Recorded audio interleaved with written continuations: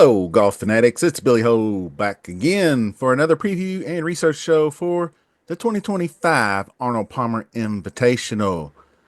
Bay Hill Country Club and Lodge, Orlando, Florida is the location. Just like Genesis a couple weeks ago, this event is another signature no or signature cut event, top 50 in ties, plus anyone within 10 shots of the lead after 36 holes. So, just a quick plug. Horse racing fans, if you follow gambling like me, the Kentucky Derby is coming soon. I got all your coverage for you. I'm a stone's throw away from Churchill Downs, so I got some local knowledge for you. Putting together a handicapping contest, free entry with prizes. It will run March 22nd through April 5th. So the 100 point Kentucky Derby prep races, which are all the state derbies like Florida, Arkansas, Santa Anita, all that kind of stuff. So check the description for the link to register. You have to be a subscriber, so go ahead and subscribe to the channel. Hit that like. Let's get to cracking. Quick look at the weather. There is a thunderstorm midweek. Wednesday PM is where it's located right now, which could cause problems if it maybe just moves into Thursday morning. There might be problems with the tee off, might be some heavy showers and lightning in the area type stuff. I don't know what it'll do, but it doesn't look like a bad storm at all. The early rounds do have a nice 13 to 15 mile an hour sustained winds, which makes things interesting, but the weekend does look pretty calm. So we'll see how the weather unfolds. You definitely want to be waiting until the latest possible Wednesday to get your latest updates. So featuring the course, Arnold Palmer, Bay Hill, course specs, par 72, about 7,500 yards. About 9 holes with water in play, but they are significant. Bermuda fairways, generous at 33 yards wide, but the way the holes are angled with the dog legs in the water and everything like that, there's a lot of forced layups. So driving distance goes down a little bit. Bermuda overseeding with perennial rye 3-inch rough. So the rough is no joke. The greens are rather large, 7,500 square feet. They're Tiff Eagle Bermuda. And the only change that I saw, and I haven't seen an actual picture of what it looks like now, but the 17th greenside giant beach bunker that was there before has been removed and is now a grass bank for what that's worth. But the course is long, but driving distance is lower, like we said. So we're going to get over here to Fantasy National and take a look at the breakdown. The key to success is very simple. Attack those par fives. You can see that the only ones that have significant green in the birdies are the par fives, like 1, 2, 3, and 4. Of course, this short one right here got a big eagle opportunity on 16, but then you finish with nothing tougher than the 18th hardest hole on the golf course, which is awesome. Awesome way to do it. Then there's no joke starting out either, so no rest for the wicked. You better get out there and not put up big numbers right away, because the first 2 holes are the fourth and fifth ranked. So attack the par fives and then look into the shorter par fours, like number 10 is gettable, and then this 382 very gettable. So as long as you can manage the par threes okay, and then stay out of trouble of the water, you should be able to get into this tournament pretty well.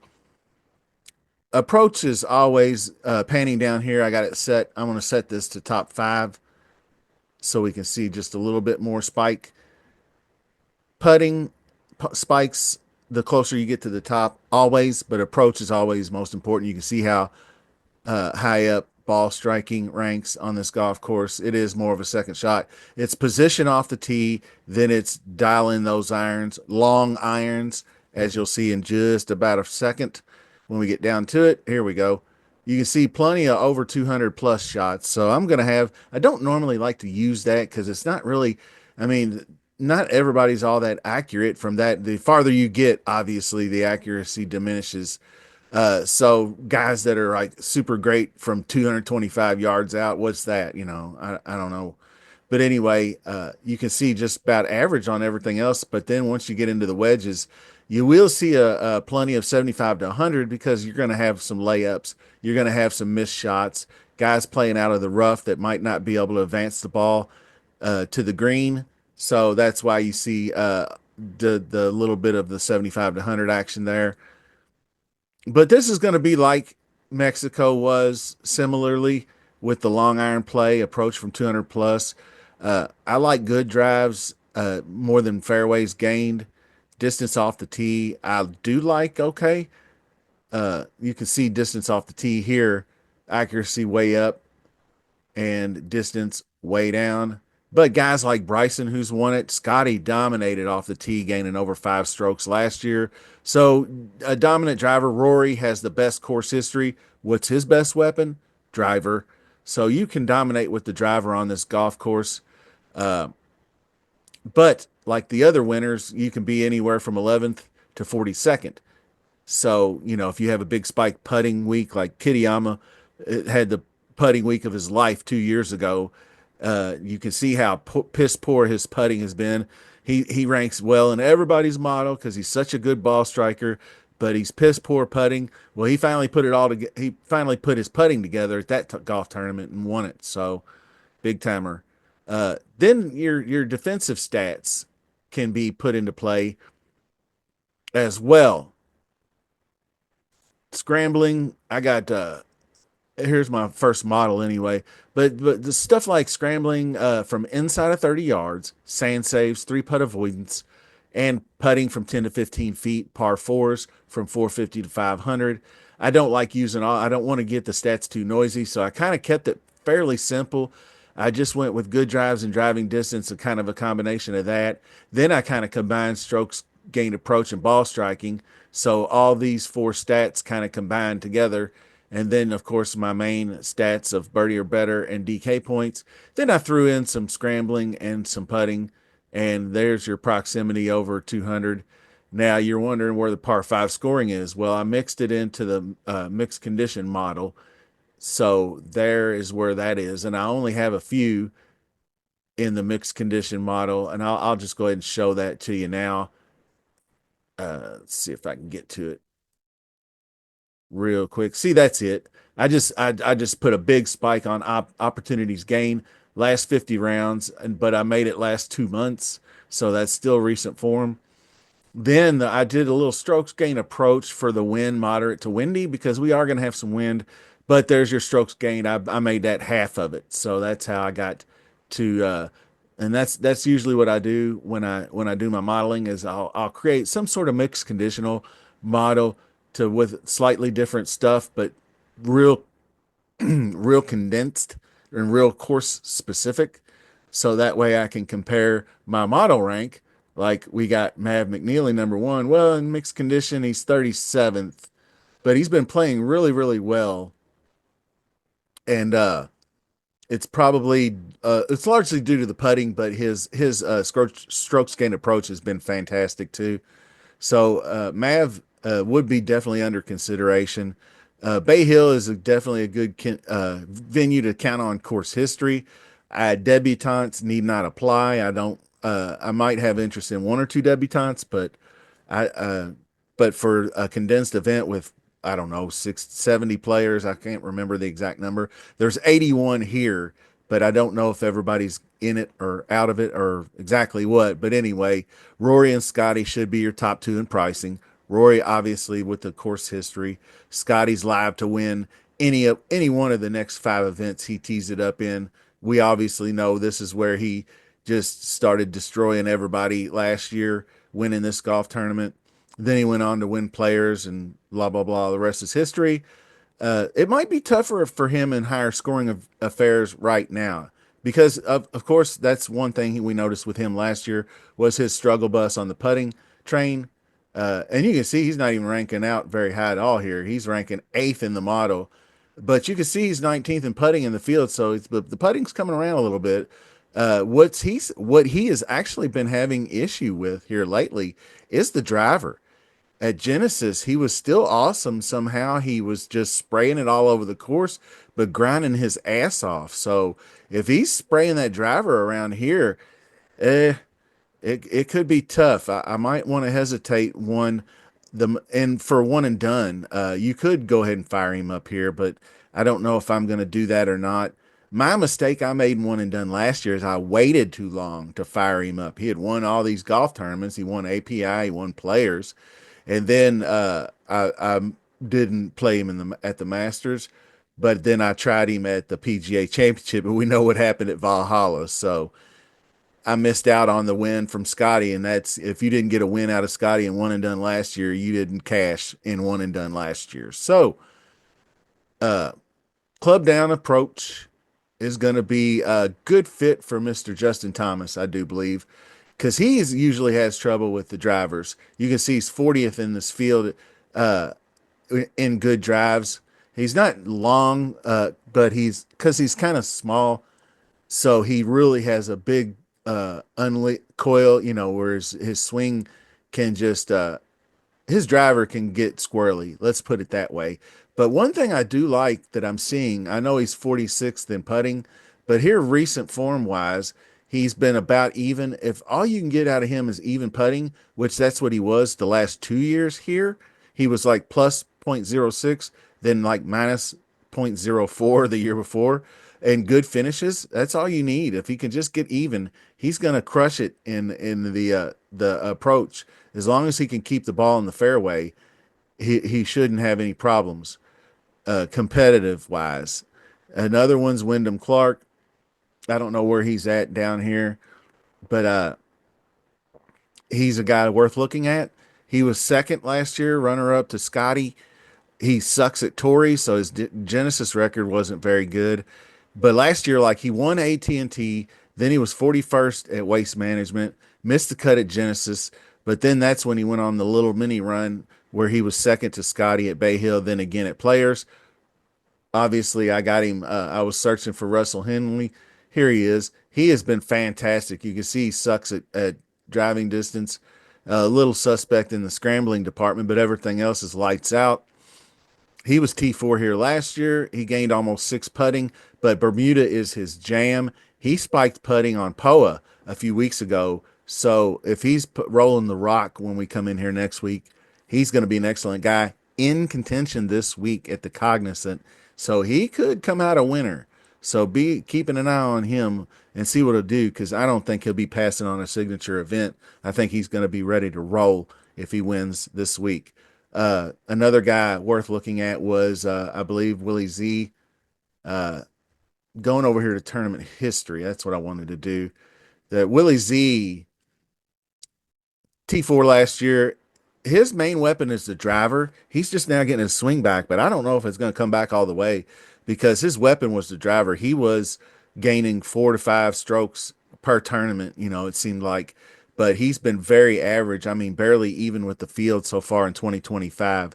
Hideki is somewhat similar, but he's having a nice start to his 2025. He is down here, T12 last year, but the driving has been a bit suspect. So that could cause him some issues.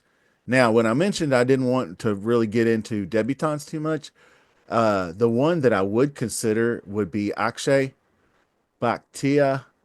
And let's see if we can't find old Akshay right here. Not too many BHs in the field. He's fifth in the model. So you can see the proximity from 200 plus, number one in the field. That's always good. 3 in putting. Look at all the stats across the board. He's just not long off the tee, but you don't need to be here. He drives the ball well. He's a hellified good scrambler when he needs to be, and he's also good in the wind. So I will have some interest in Bhatia. And I don't have 81 favorites for this. There was just a little bit of an issue with the website where there were duplicate names on here. So I thought the best way to keep the noise out was just star everybody, and then that way I can condense the field. So there we go. Now, other guys, Maverick McNeely, number one in the model. You can see how good he's been playing. Not only can he put the lights out, his approach game's been really good. Nick Taylor has put himself on another tier of golfer the last couple of seasons, really. way back in 2020, I had him as a sleeper in the AT&T when he won it. That was a huge DFS week for me. He kind of stumbled through things on the tour for the next couple of years, but he broke out in in his home country of Canada, winning the Canadian Open, a big, huge 70-foot putt in the playoff. Less than a year later, he does it again in Phoenix to win the Waste Management over Charlie Hoffman, long putt in a playoff. Oh, by the way, start off this year, playoff at Sony with Nico, wins that one. Captain Clutch, right? So there might be some carnage coming, but there's a whole bunch of guys. There's Burgers, there's Colin Morikawa. I mean, you got a whole slew of people. Lee Hodges withdrew from the Cognizant because I guess he made this field, so he thought, well, I want a week to prepare. So keep an eye on Lee because he's 12th in this model. And he's just a little bit struggling from the long distance proximity, but he's decent with distance and he's decent on approach, very average, but he's been making a lot of birdies lately. So Aaron Wright, guys like that are just kind of really solid off the tee, guys that can put it out there. Sam Stevens might be an interesting guy for this tournament because he can flat rip it off the tee, and he's been playing pretty well. Hogard fits that mold. Finau has been ass this year. I definitely think that he is having issues. I won't quote him on being complete ass until we see, because I just feels like it. Well, fifth at Genesis, so he made me eat my words. I forgot. I knew he had a run. So backtrack that statement because he's got 13th and fifth. Maybe he's rounding into form. But, doing it around the green and putting is not Tony Finau. Now, the approach game, if he's starting to get those irons back and the ball striking, then let's go Tony. But the driver has been really struggle bus for him, and he's really been very average with his approach game. So we'll see what the ownership is. He might be a nice pivot play. Detry is another guy, recent winner. Ben Griffin, Denny McPutts might not be the course for him. Potgieter, he'll be an interesting guy to see how he handles these forced layups. If he's going to attack the way he hits it, look out, Bryson, because I wonder if we have to at least have it in a practice round of him taking on that water on number 6. I want to say that Bryson drove it over the water up into the bunker. So we got to see him take that green on, at least in a practice round. Anyway, further down the line, you can see there's Lowry, who's always good here. Minwoo, suspect at best. Celinda hits it a long way. The return of Xander Schauffele. I can't believe I didn't lead with that, but spoiler alert, he's going to be back this week finally. Some kind of hip injury or something has been keeping him on the shelf. I mean, he's probably been going nuts 2 whole months. He's been watching everybody play golf and he's just been rehabbing. So that must have been a pretty significant injury because he had kind of a back thing last year, early on in the year, and withdrew and missed a couple of weeks, but came back with a vengeance. And he had such a good year last year. You would think he'd have high hopes once again. So I don't know what to think of him, but I definitely won't play him because I just don't know where he's at, as far as his game's concerned. And it's going to cost you a price tag up there with the top three prices. So Victor Hovland, he's really not rounded into form yet. Jason Day's pretty good at this course, but I don't know if I'll trust Jay Day. Dead way down here, Max Homa's still broken. Won't touch him with a 10-foot pole. Benny On's been terrible. Cam Young, he might be one to consider. Davis Thompson might be one to consider too because he hits it a ton.